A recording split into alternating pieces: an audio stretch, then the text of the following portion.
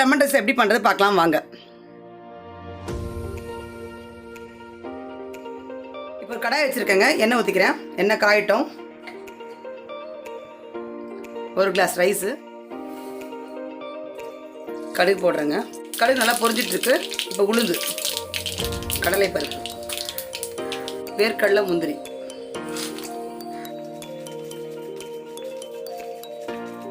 கருவேப்பிலை, கொத்தமல்லி, பச்சை மிளகாய், இஞ்சி நாளையும் போட்டுக்கிறேன்.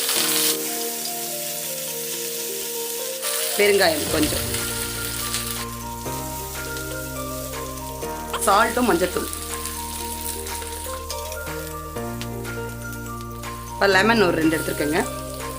ஒரு கிளாஸ் 2 லெமன்.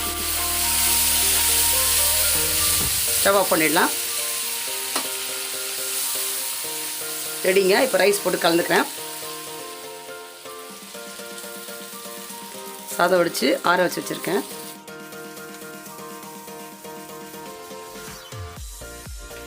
உப்பு சரியாக இருக்கான்னு பார்த்துக்கோங்க.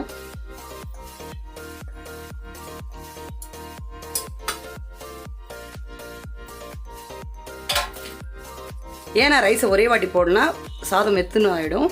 கொஞ்சம் கொஞ்சமாக போட்டு கலரிக்கணும். அப்போ தான் உதிரி உதிரியாக இருக்கும். ரெடி ஆயிடுச்சுங்க சுவையான லெமன் ரைஸ்.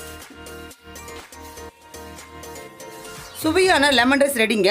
இப்போ இது பவுலுக்கு எடுத்தாச்சு. சுவையான லெமன் ரைஸ் ரெடி. இந்த வீடியோ உங்களுக்கு பிடிச்சிருந்தா லைக் பண்ணுங்கள், ஷேர் பண்ணுங்கள், சப்ஸ்கிரைப் பண்ணுங்கள். மறக்காமல் பக்கத்தில் இருக்க பெல் ஐக்கானை கிளிக் பண்ணுங்கள்.